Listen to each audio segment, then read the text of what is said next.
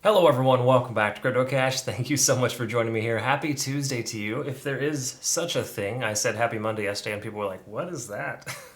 Anyways, if you're new to the channel, not a financial advisor, love teaching people to trade, we're going to take a look here at Terra Classic, kind of see what's going on again. We've been tracking this last few days and kind of seeing where it's heading, and it did exactly, well, I wouldn't say exactly, but fairly close to what was expected.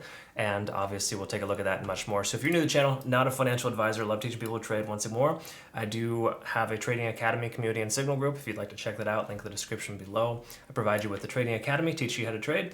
I provide you with an amazing community, over 200 active members right now. We all learn and grow together. And then, of course, I send out signals for every single trade that I take, so you can kind of follow along if you'd like, or just kind of get the general understanding of how to structure your trades effectively. I have a lot of graduates recently, and they've been speaking very high of it, so I do deeply appreciate the positive feedback. Thank you very much. I appreciate that. All right, so taking a look here at Terra Classic. So yesterday, as we looked, it looked like it was ready to take off. It obviously did so, but it's retraced since then. Likely because Bitcoin just dropped down by about 3 or 4%. Traditional markets are also down by 1 to 2%. So in that sense, if you kind of look at, well, let's see here, yeah, 1.25, essentially the regular market's coming down, right? And what that does, that pushes Bitcoin down as well, which we're seeing here, of course. And generally speaking, we're looking at I wouldn't say a terrible situation, but it's not great, right? But for Luna Classic, oddly enough, it is very good. And what we'll do is we'll take a look at obviously what caused this to happen and why I felt it was going to break to the upside, but also furthermore, how much further could it go? Either higher or sideways or down. We want to try to find that out. So let's look at some of the standard stuff. First of all, when we looked at it yesterday, we were closer to 70, but not quite there yet. We had plenty of room for growth. In other words, now that we're hitting 70, it makes sense that it's retracing because it was overextended. Keep in mind, if we break past 70, it can oftentimes work as a support level, and we'll see if that happens eventually. But this is not a bad thing. However, it would make sense for the price action to go sideways here, consolidate at support right there at about 14.5, and or retrace back down to 13.2. One or the other should happen and occur here soon. Obviously, that's kind of how it goes, but this is just hypothetically what we should expect right now. Moving averages, of course, are null and void for the moment because they're so far out of place that it doesn't even matter, but they will eventually catch up. We'll take a look at that later. But looking at the 4 hour here, let's see if we can kind of identify from yesterday where we're at. First of all, the 20-day set moving average is working concurrent with the price action here recently, essentially working as a support level. The 50-day SMA is also running parallel with the ascending trend that we have. So again, when you see the 50-day SMA, more specifically on the daily, but on the 4 hour even still, has a tendency of kind of showing you which direction the price is heading. When it comes back down to retest that level, we'll have to reevaluate things, but for now, it's absolutely looking positive in that sense. And we can see that 70 on the RSI was previously a resistance. Now it's moving down and getting rejected. So that's not a bad thing. That's very normal. We want it to kind of come back down and relax, because the last thing we want is for the price action to come up and come right back down, right? So if you come up over 70, oftentimes on the RSI, it's going to relax and come back down. Like it's going to be one of those, it's that standard deviation where the price action is too far out of whack, has to correct itself.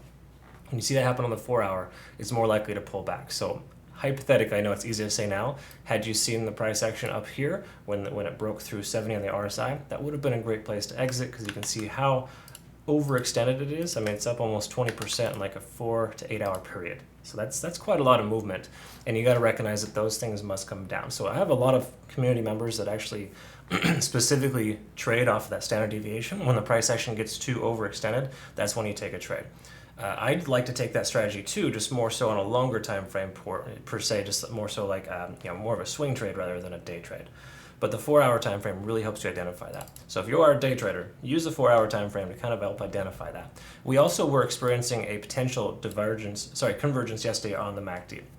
In other words, the price action right yesterday when I reviewed this, it was ready to take off. It was pretty much at the point where it was intersecting but hadn't quite passed through that plane. And that's usually a green light for a long position.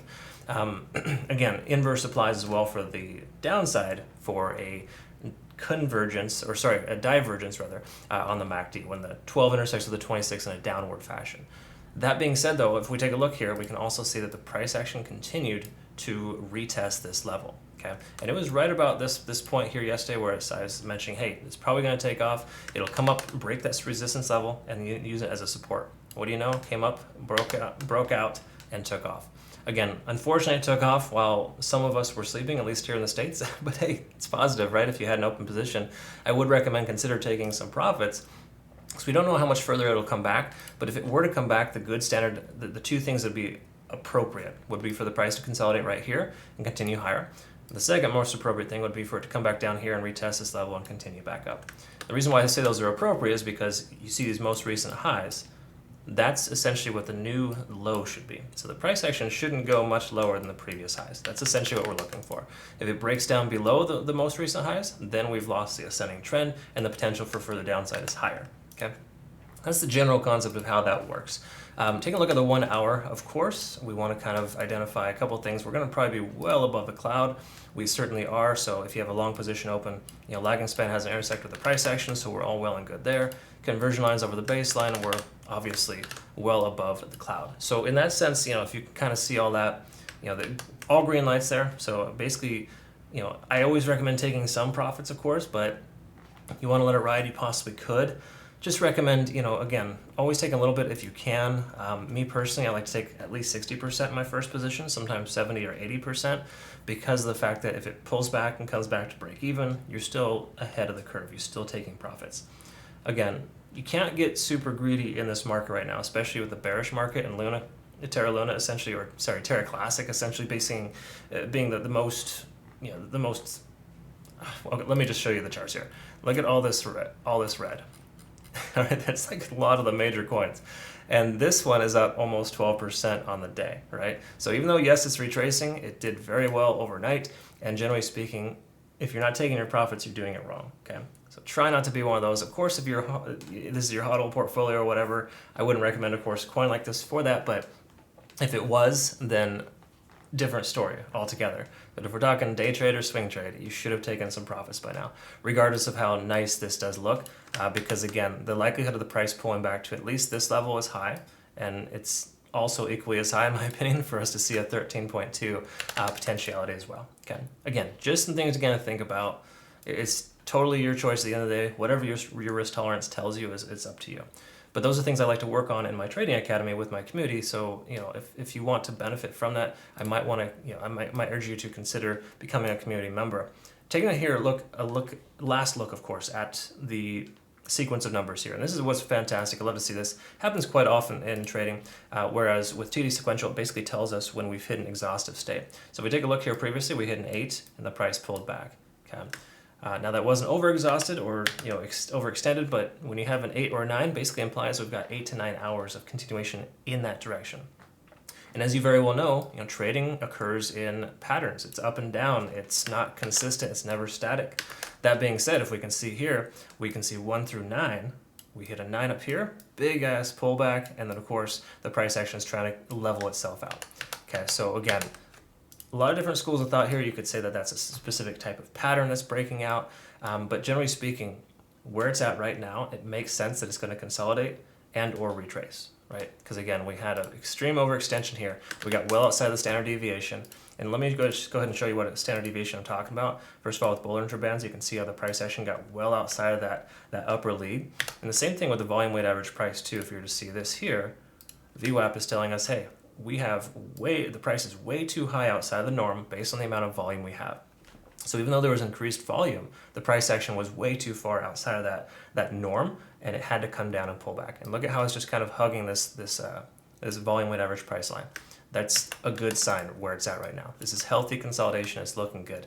So I would say big picture here. Let's go ahead and speak hypotheticals. If the price action were to continue higher, obviously we have a potential of 20,000. That could be the highest point in which we'll see in this next push, right?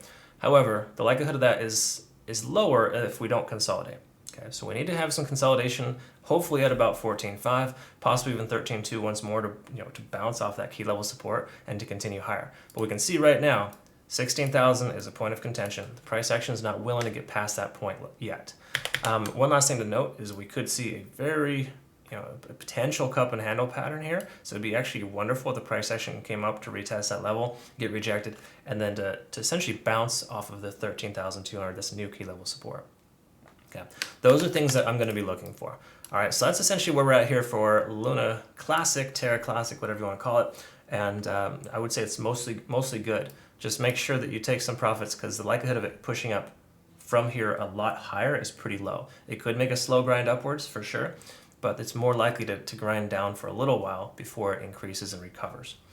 All right, so again, just some food for thought there. Hopefully that made sense to you, and I hope that it found you a benefit. And if so, comment below, let me know. Of course, I'd like to understand the positives there, as well as the room for improvement. Obviously, you have some insight, feel free to comment.